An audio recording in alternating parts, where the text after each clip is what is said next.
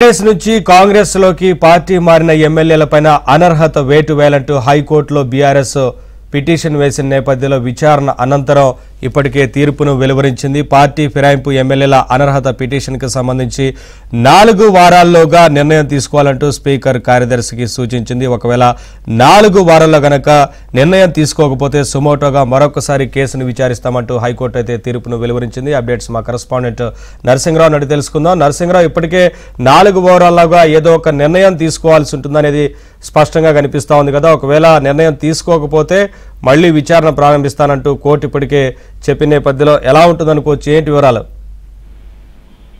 నవీన్, మొత్తానికి ఈ రోజు వాదనలు విన్న తర్వాత కోర్టు తీర్పును వెలువరించింది. 4 వారాల్లోపు నిర్ణయం తీసుకోవాలని చెప్పి స్పీకర్ కార్యాలయ సెక్రటరీకి ఆదేశాలు జారీ చేసింది. సో 4 వారాల్లోపు కనుక చర్యలు తీసుకోకున్నట్లయితే మళ్లీ సుమోటోగా స్వీకరించి దీనిపైన విచారణ చేస్తామనేటువంటి ఆదేశాలు జారీ చేసింది. సో ఈ నేపథ్యంలో ఇప్పుడు దీనిపైన అయితే బీఆర్ఎస్ పార్టీ వర్గాలు, బీఆర్ఎస్ పార్టీ నేతలు సంతృప్తిని వ్యక్తం చేస్తా ఉన్నారు. ఎందుకంటే బీఆర్ఎస్ పార్టీ పైన గుర్తుపైన గెలిచినటువంటి దాదాపుగా 10 మంది ఎమ్మెల్యేలు పార్టీ మారారు. అందులో మొదటగా పార్టీ మారినటువంటి కడియం చేయని తెల్లం వెంకట్రావు మీద, అదేవిధంగా దానం నాగేందర్ మీద చర్యలు తీసుకోవాలని చెప్పి మొదటగా స్పీకర్ ని కలిసేటువంటి ప్రయత్నాన్ని బీఆర్ఎస్ పార్టీకి సంబంధించినటువంటి నాయకులు చేశారు.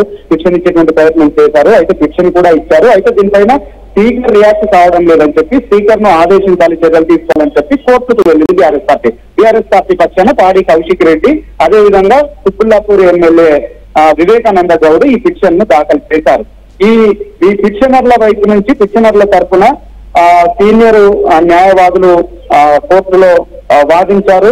ప్రధానంగా అందులో రామచంద్రరావు సీనియర్ న్యాయవాది, అదేవిధంగా ఆర్యమ సుందరము, చంద్ర మోహన్ రావు ఈ పిటిషనర్ల తరఫున వాదించారు. మీరు పార్టీని ఒక గుర్తుపై గెలిచి ఇంకో పార్టీలోకి వెళ్లారు. సుప్రీంకోర్టు ఆదేశాల ప్రకారము 3 నెలలలోపు వీరిపైన అనర్హత వేటు వేయాల్సి ఉంది అనేటువంటి వాదనని మీరు కోర్టులో వినిపించారు. అయితే ఇటు ప్రతివాదుల తరఫున, ఇటు ఎవరైతే పార్టీ మారిన వాళ్ళ తరఫున శ్రీరఘురాము, అదేవిధంగా సీనియర్ న్యాయవాది మయూర్ రెడ్డి, అదేవిధంగా మరికొంతమంది న్యాయవాదులు కేసును వాదించారు. వారి వాదనలు కూడా వినిపించారు. ఈ 20 వాదనలు విన్నటువంటి కోర్టు ఈ రోజు తీర్పును రిజర్వ్ చేసి కొద్దిసేపటిలోనే తీర్పును వెలువరించింది. 4 వారాల్లోపు ఇవ్వాలి అని చెప్పి. అయితే ఇప్పుడు బీఆర్ఎస్ పార్టీ అయితే ఖచ్చితంగా తాము ఫిర్యాదు చేసినప్పుడు స్పీకర్ కార్యాలయం స్పందించలేదు. సో దీంతో ఖచ్చితంగా స్పందిస్తుంది. 4 వారాల్లోపు ఏదో ఒక నిర్ణయాన్ని తీసుకోవాల్సినటువంటి ఆవశ్యకత అయితే ఉంటుంది. కాబట్టి తమకు ఖచ్చితంగా న్యాయం జరుగుతుంది అన్నటువంటి ఒక అభిప్రాయంతోనైతే, ఆశాభావంతోనైతే బీఆర్ఎస్ పార్టీ ఎమ్మెల్యేలు ఉన్నారు. ఖచ్చితంగా ఆ స్థానాలకి ఉప ఎన్నికలు వస్తాయనేటువంటి ఒక ధీమాను బీఆర్ఎస్ పార్టీకి సంబంధించినటువంటి నాయకులు వ్యక్తం చేస్తా ఉన్నారు. ప్రధానంగా దానం నాగేందర్ అంశాన్ని లేవనెత్తుతా ఉన్నారు. బీఆర్ఎస్ పార్టీ గుర్తుపైన పోటీ చేసి గెలిచి కాంగ్రెస్ పార్టీలోకి వెళ్లి మళ్ళీ కాంగ్రెస్ పార్టీ నుంచి ఎంపీగా సికింద్రాబాద్ నుంచి పోటీ చేశారు. ఇంతకంటే ఎవిడెన్స్ ఏముంటుంది పార్టీ ఫిరాయించారని చెప్పడానికి? సో ఖచ్చితంగా వేటు పడుతుంది అనేటువంటి ఆశాభావాన్ని వ్యక్తం చేస్తా ఉన్నారు. స్పీకర్ ఖచ్చితంగా ఏదో ఒక నిర్ణయం తీసుకోక తప్పని పరిస్థితి ఉంటుంది అనేటువంటి ఆశాభావాన్ని అయితే బీఆర్ఎస్ పార్టీ వర్గాలు వ్యక్తం చేస్తా ఉన్నాయి. సో మరి చూడాలి ఈ 4 వారాల్లో ఎలాంటి నిర్ణయాలు తీసుకుంటారు ఏంటి అనేటువంటిది మాత్రమే ఇప్పుడు ఆసక్తిగా మారింది.